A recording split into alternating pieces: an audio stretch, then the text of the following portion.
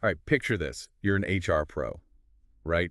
You're up to your eyeballs in recruitment, onboarding, employee relations, the whole shebang. And then, bam, you open your inbox and what's staring back at you? Another alert, another federal regulatory change. It's like just when you think you've got a handle on things, the rules of the game change, don't they? Exactly. And for HR pros, trying to build and maintain, a solid workplace for everyone, staying on top of all these shifting labor laws and regulations, it's not just about checking off boxes for compliance. It really is the foundation for everything.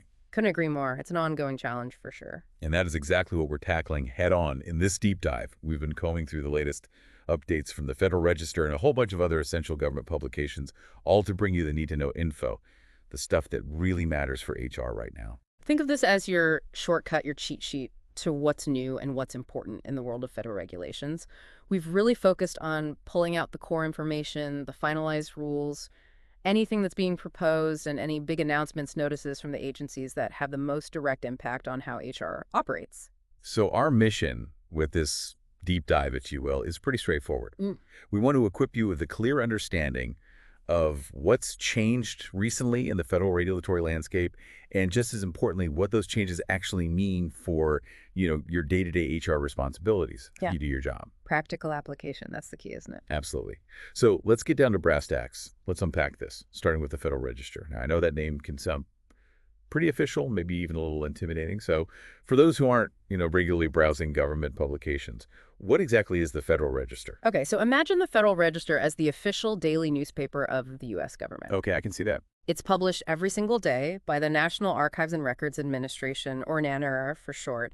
And basically, it's the central hub where all the official announcements about new rules, proposed rules notices from all those different federal agencies, executive orders from the president, and a bunch of other official government documents, all of that gets formally announced to the public. So if there's a new rule that's going to impact workplaces, Yeah. Hiring practices, safety regulations, benefits, anything like that, this is where it makes its first public appearance. Precisely. The Federal Register is all about transparency, keeping the public in the loop about any changes to government requirements, policies, guidance, you name it. And for anyone working in HR, it acts as the official notification system for any rulemaking coming out of federal agencies. So you can see in black and white what's being considered, what's actually becoming law, and what's on the minds of those different government agencies. That's the idea. Okay, so we've demystified the what. Now let's talk about the how, as in how to navigate this daily newspaper of the government. What are the key sections that someone in HR really needs to be paying attention to? Great question.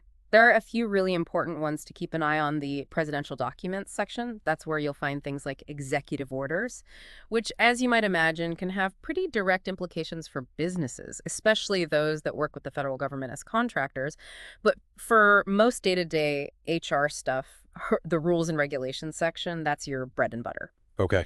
Because that's where you'll find final rules, the ones that have made it through the whole process and are now officially being added to the two in federal regulations, CFR. So final rules, Yeah. those end up in the CFR. Got it.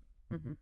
What else is in there that we should be looking out for? So there's also a section for proposed rules, and this one is incredibly important because it's where agencies announce rules that they are thinking about putting in place, not finalized yet, but they're letting the public know what they're working on. And the crucial part is this section also invites the public to give feedback, to submit comments. Oh, interesting. So this is a huge opportunity for HR pros.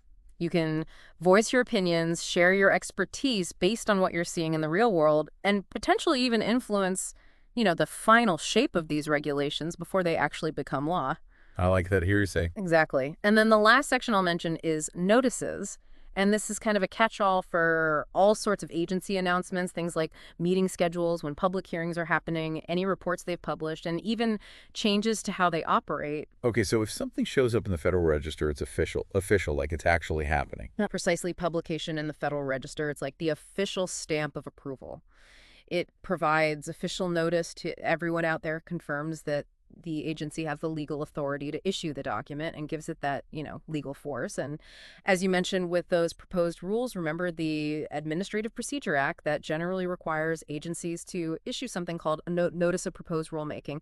We abbreviate that to an NPRM, and they have to allow time for the public to comment before they can go ahead and publish the final rule. So keeping an eye on those proposed rules, being in the know about what's in the pipeline. That's a really proactive way for HR to stay ahead of the curve and, maybe even shape those regulations that are going to impact them down the line. Absolutely. Now, let's be honest here. Wading through a daily government publication, it doesn't exactly sound like the most thrilling way to spend an afternoon. Right. I mean, it's important, but it's a lot. And that's where the eCFR comes in, right? You got the Electronic Code of Federal Regulations, or eCFR. It's a total game changer. Think of it as the user-friendly, constantly updated online version of the Code of Federal Regulations. Okay. And the CFR itself, that's a massive collection of all the permanent rules that have been published in the Federal Register. It gets updated once a year, but the eCFR, it takes all of that info and updates it almost daily. You said the magic words user-friendly. What can you actually do with the eCFR that makes an HR pro's life easier? So many things. You can browse the entire CFR. You can search for specific keywords that are relevant to HR, things like hiring leave, safety standards. You can even compare how regulations looked at different points in time all the way back to January 2017. Oh, wow. And it also shows you a timeline of the changes for each regulation, so you can easily see how a particular rule has evolved over time. That's really cool, like seeing the history of a regulation. Right. And for example, let's say you needed to look up the regulations on strategic human capital management. Well, you could go directly to Title V of the eCFR and find exactly what you need. That's incredibly handy. Now, I do remember you mentioning a word of caution about relying solely on the eCFR. Can you refresh our memory on that? Absolutely. And it's a crucial point to keep in mind. The eCFR, while it's amazing, it's updated all the time. Almost think of it like the Wikipedia of federal regulations in terms of how accessible it is and how often it's refreshed. It is considered an editorial compilation. Okay. So for those situations where you need absolute legal precision, when the exact wording and the legal standing of a regulation really matters, it's always best practice to double-check that information against the official, the most up-to-date print edition of the CFR, Right. the Daily Federal Register itself, and something called the List of CFR Sections Affected, or LSA. Think of it like citing your sources in a research paper. Those original documents, those are your primary source. I like that analogy. So for high-stakes situations, always go back to the originals. Got it. Now, looking beyond the Federal Register and the eCFR. What other online resources should HR pros be bookmarking? Where else should they be looking for reliable regulatory information? Oh, there's a whole bunch of great government platforms out there that are essential for HR. So first up, of course, you've got the Federal Register's own website, federalregister.gov. That's going to be your most up-to-date source for all those official publications, including those all-important rules and notices from agencies like the Department of Labor, the DOL, the Equal Employment Opportunity Commission, the EEOC, and the Occupational Safety and Health Administration, OSHA. Right, the big ones? Exactly. And then, as we talked about, you've got the eCFR at ecfr.gov for that easy browsing and searching of both current and past regulations. And what about if you want to weigh in, have your voice heard on potential new rules? You mentioned that earlier. That's where regulations.gov comes in. That's the platform for public comment. You can find all the federal rules that are currently open for comment, review all the details, and even submit your own comments directly through the site. I love that. So it's a way for HR pros to actually participate in the rulemaking process. It really is. You can share your on-the-ground experience, your insights. It's invaluable. Because who knows better about how a rule will actually play out in the real world than the people who are, dealing with these issues day in and day out? Exactly. Okay. Any other must-know websites that you'd recommend? Absolutely. So there's GovInfo at govinfo.gov.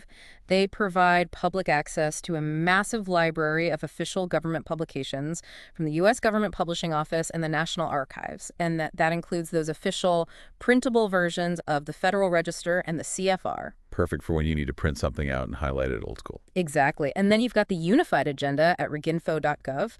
This one is super helpful because it gives you a sneak peek into the future. It describes regulatory actions that agencies are currently developing or have recently finished. So you can get a sense of what might be coming down the pipeline. Precisely. And then finally, we have the list of CFR sections affected the LSA.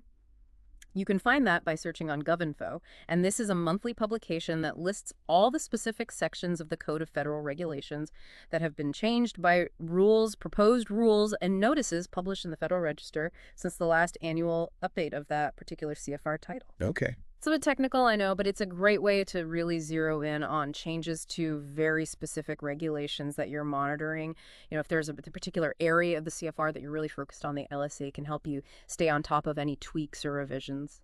So a whole digital toolkit of resources that HR pros can tap into. That's fantastic. Now, let's shift our focus to the big players in this whole HR regulatory landscape. Yeah. Federal agencies themselves, and at the top of that list, I think we have to start with the Department of Labor, the DOL. Oh, absolutely. The DOL, they're kind of the heavy hitters. They have a central role in pretty much everything related to labor and employment in the U.S. They oversee and enforce more than 180 different federal labor laws, covering a massive range of workplace activities. We're talking impacting something like 165 million workers and 11 million workplaces across the country. So for HR, the DOL's reach is extensive. It touches on so many of your core responsibilities. Like what specifically? Well, key areas would be wages and hours. So that includes things like minimum wage, overtime pay, all primarily governed by the Fair Labor Standards Act, or FLSA.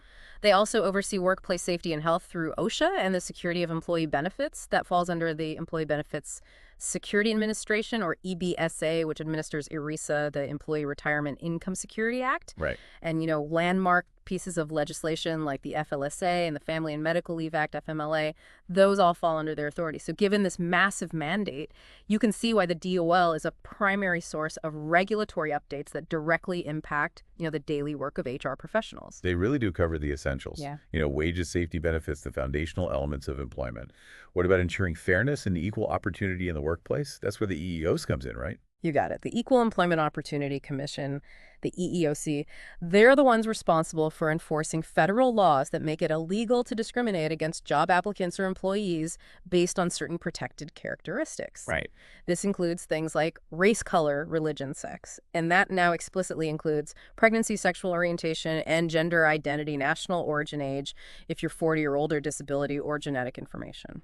Okay, so a pretty comprehensive set of protections. Yeah. So what does the EEOC actually do to enforce these laws? Yeah. How do they make sure things are actually fair?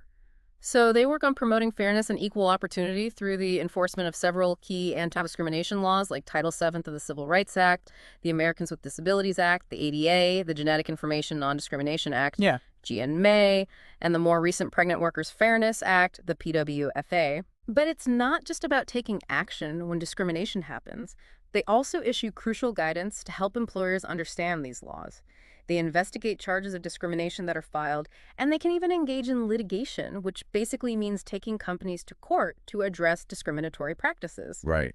So for HR, staying up to date with the EEOC's activities and guidance is really crucial. It's all about making sure your workplace practices are fair, inclusive, and legally compliant.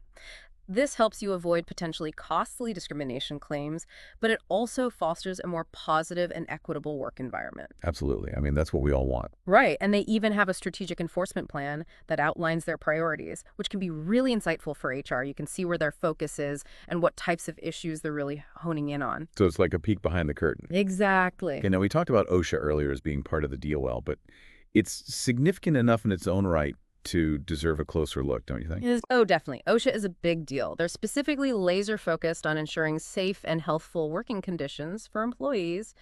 And they do this through a few different ways, setting and enforcing standards, but also by providing really important training outreach programs, educational materials, and by partnering with employers. So it's not just about showing up for inspections and, handing out fines. No, not at all. While inspections and enforcement through citations are a part of their role, a big part of OSHA's work is about helping employers understand and comply with safety regulations in the first place. Okay.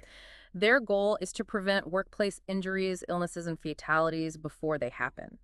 So for HR, ensuring compliance with OSHA regulations is paramount, not only for the well-being of your employees, which is obviously the top priority, but also for, clear legal and financial reasons. Makes sense. Staying informed about the latest OSHA updates is essential for implementing and maintaining those robust safety protocols within your organization. Prevention is always better than a cure, especially when it comes to workplace safety.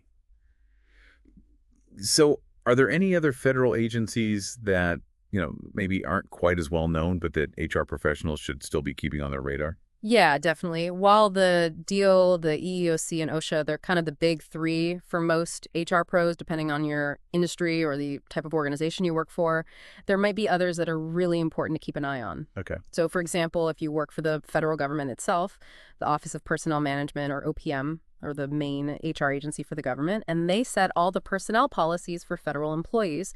If your organization has a unionized workforce, then the National Labor Relations Board, the NLRB, they're a big one. They protect the rights of private sector employees to organize and bargain collectively.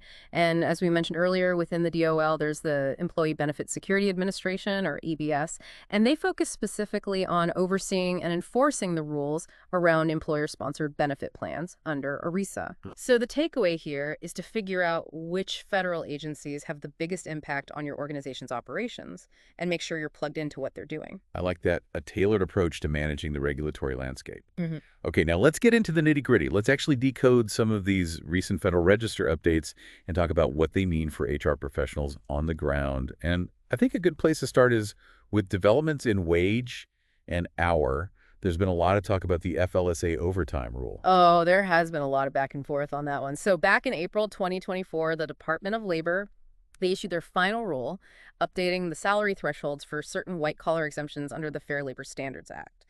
The FLSA, specifically, we're talking about exemptions for executive administrative professional outside sales and computer employees. Okay, so those exemptions, they allow employers to not pay overtime to certain employees if they meet specific salary and job duties tests, right? Exactly. And this final rule, it laid out a plan to increase both the minimum salary level required for these exemptions and the total annual compensation threshold for highly compensated employees, HCEs. So basically raising the bar for who qualifies for these exemptions. Right. And this was planned to happen in phases. So what were the specifics of those increases? So the standard salary level, the weekly minimum an employee has to be paid to qualify for those exemptions, it was set to increase from $684 per week, which is about $35,568 a year, to $844 per week, or $43,888 annually. And that was supposed to go into effect July 1st, 2024. Okay.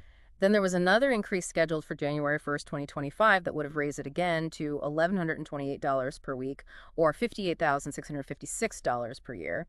Similarly, the total annual compensation threshold for the highly compensated employee exemption, it was slated to go up from $107,430 to $132,964 on July 1st, 2024, and then up again to $151,164 on January 1st, 2025. Wow, those are pretty big jumps now. I do remember something about a legal challenge that kind of threw a wrench in the whole thing. Yeah, you're right. This final rule, it had a bit of a bumpy road.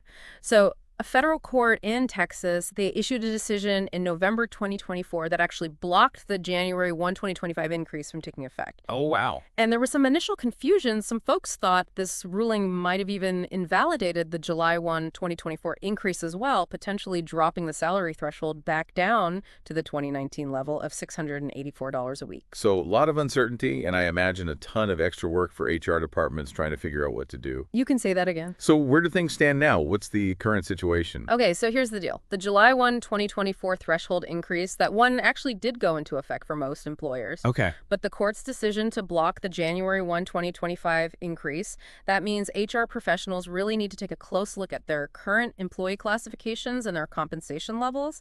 That January 2025 increase, it's on hold. For now, we're all waiting to see what happens next with the legal challenges. So for those employers who went ahead and implemented the July 2024 increases, what's the advice now?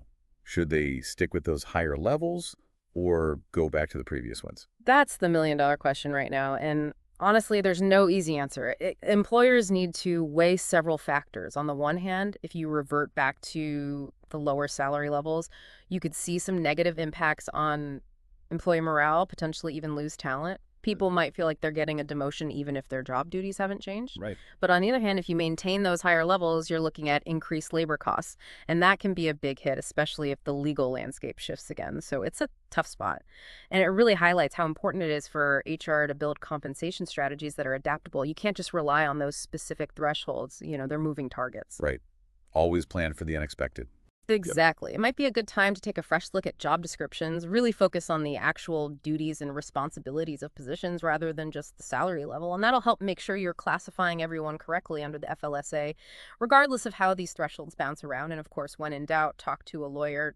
Legal counsel is essential in navigating all of this. Absolutely. Okay, so moving on from the FLSA overtime rule, let's talk about another hot topic in the wage and hour world, minimum wage for federal contractors. We've seen some changes there recently as well. We have the minimum wage for federal contractors. That's covered by Executive Order 400-026. It's got a built-in mechanism for annual adjustments based on inflation so effective January 1st, 2025, that minimum wage went up to $17.75 an hour, and that applies to both non-tipped and tipped employees who are working on or in connection with federal contracts. Now, to rewind a bit, how did we get to this point? Remind us about the history of this particular minimum wage. So Executive Order 14026, that was signed back in April 2021, and it initially raised the minimum wage for federal contractors to $15 an hour. And that went into effect in January 2022. But the order also included a provision for these annual adjustments to account for changes in the cost of living, the inflation we've been seeing. And those adjustments are determined by the Secretary of Labor using something called the Consumer Price Index for wage earners and clerical workers, or the CPIW. So the $17.75 an hour, that's the result of that latest annual adjustment based on the CPIW. Exactly. So for anyone in HR working with companies that have federal contracts, this is a big deal.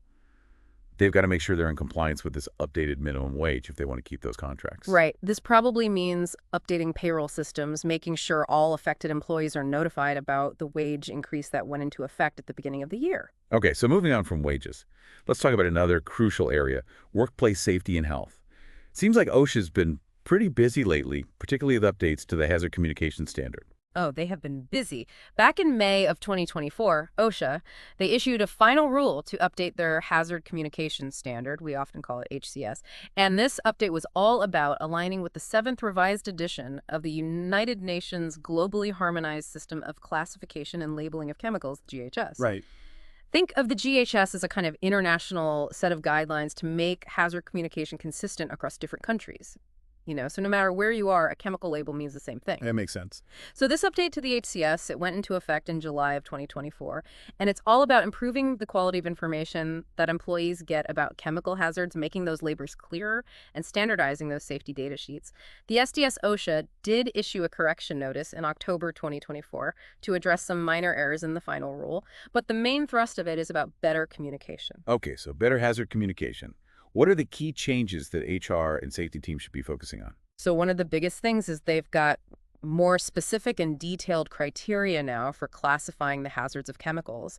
And they've mandated a standardized format for labels, which includes specific signal words, things like danger or warning, standardized hazard statements describing, what the hazard is, precautionary statements outlining steps to take, and specific pictograms, the little images that visually represent the type of hazard. Right, like the flame for flammable materials. Exactly. And safety data sheets, those have to follow a consistent 16-section format now, all to ensure that the information about those hazards is communicated consistently and thoroughly, no matter what chemical you're dealing with. So big shift towards standardization and more comprehensive hazard information. What's a timeline for companies to get all of this implemented? So they're phasing it in over a few years with different deadlines, depending on whether you're a chemical manufacturer, importer, distributor, or an employer. So for single substances manufacturers, importers, and distributors, they have until January 2026 to update their labels. And SDS's employers who use those substances in the workplace, they have until July 2026 to get their workplace labels up to date, update their hazard communication programs, and provide any necessary training to employees. Okay. For mixtures of chemicals, the deadlines are a bit later. July 2027 for manufacturers, importers, and distributors, and then January 2028 for employers. So HR folks in industries that use hazardous chemicals, they need to be working closely with their safety teams to make sure everything's updated. Right, those deadlines are coming up fast. They are. Now, OSHA also finalized a revision to their personal protective equipment standard, specifically for construction, I believe. This one went into effect January 13, 2025, and it explicitly states that PPE has to fit properly for every single employee in the construction industry. That seems pretty basic. I mean, PPE has to fit to actually work, right? You'd think so, but OSHA made it clear that properly fitting PPE, it's essential. It's not just about comfort. If PPE doesn't fit right, it might not protect the worker at all. Right. Could even create new hazards if it's, getting in the way or something. Exactly. And of course, if it's uncomfortable, people are less likely to wear it properly. So for HR in the construction industry, this means making sure they've got a range of sizes and styles of PPE to fit everyone, offering training on how to select the right gear and how to inspect it for wear and tear. Exactly. Okay, and the last OSHA update we wanted to touch on is the so-called worker walk-around rule. Can you explain what that's all about? Sure. So this rule went into effect May 2024, and it clarifies the rights of employees to have a representative accompany an OSHA inspector during a workplace inspection.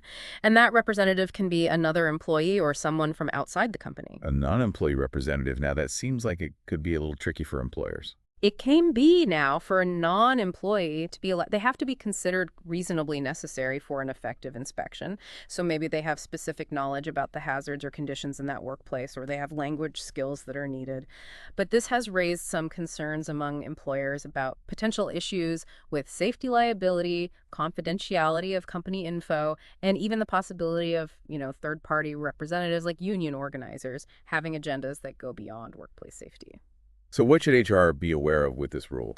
HR needs to understand that this rule could mean a wider range of people might be involved in those OSHA inspections. However, employers still have rights. They can limit access to areas with trade secrets.